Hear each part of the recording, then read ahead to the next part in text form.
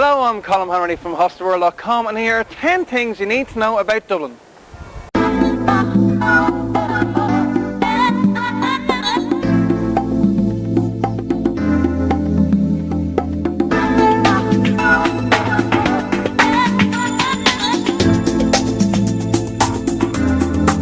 The Irish capital is a young, friendly and extremely compact city, so you can see loads and have an awful lot of fun in a short space of time.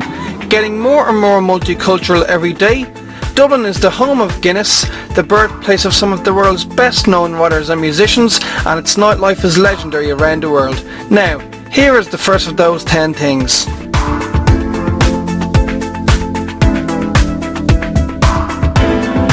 The river that divides Dublin into the north and south sides is the River Liffey.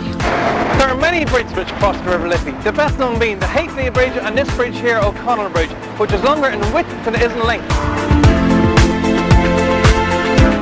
Landmarks north of the Liffey include the Customs House and the Spire, while south of the river Dublin Castle and Christ Church Cathedral are two of Dublin's best known buildings.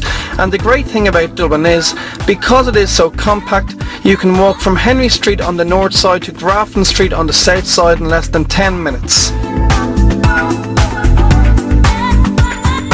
These are the bus, a light rail network called the Dart, which serves many of Dublin's coastal suburbs. And this, the Lewis, which is Dublin's newest mode of public transport. There are two lines now, they don't connect, but there are still some very handy stops, namely at both of Dublin's main train stations and at the Museum of Decorative Arts and History.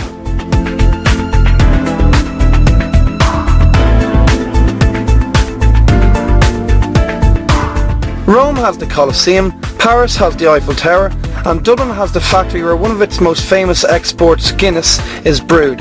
At this world-class attraction you can discover how the famous drink is made and see many of its most famous adverts. You even get to pull your own pint. And the highlight of the visit to the Guinness storehouse is the complimentary pint of Guinness you get here in the Gravity Bar on the 7th floor, which overlooks the entire city. Sláinte.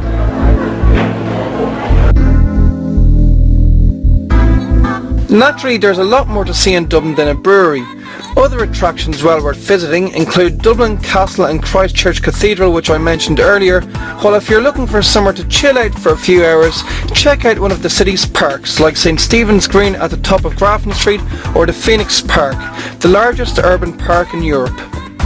Another place not to miss is this place, Trinity College.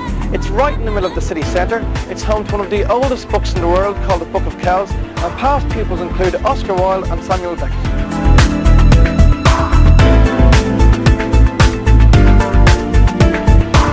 If you're broke but you're still looking for something to do, it's good to know that all of Dublin's national museums and galleries are free, like this one, the National Museum of Archaeology and History on Kildare Street, which is artefacts from prehistoric Ireland, ancient Egypt and more.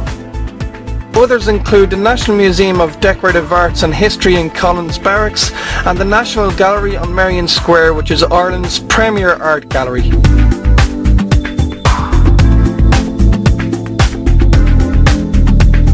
James Joyce, Jonathan Swift and Bernard Shaw all called Dublin home the past, and present natives include Sinead O'Connor, U2 and Bob Geldof. There are statues of the famous writers at different locations throughout the city, while an entire wall is dedicated to the city's most famous singers in Temple Bar. For a more detailed insight into some of Dublin's most famous writers, visit the Dublin Writers Museum here on Parnell Square on the north side of the city. Among other things, you can see James Joyce's piano and the first edition of Dracula by Bram Stoker, another Dublin native.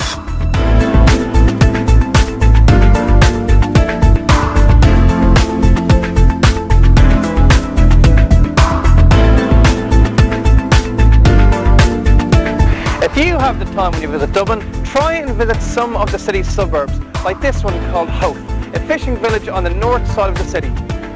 It's in this suburb that both locals and tourists come to feed the seals, as well as walk over Howth Head for breathtaking coastal views.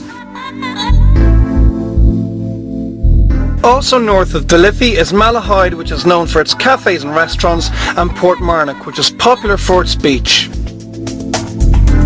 On the city's south side you'll find Ranelagh, an area of Dublin well known for its nightlife, and Dún Laoghaire, a suburb popular at walkers who flock there in the evenings for its long pier. It's also one of the best places in the city to catch a sunset. Howth, Malahide, Portmarnock and Dún Laoghaire are all served by the Dart, while Ranelagh is just 10 minutes from the city centre on the Green Lewis line.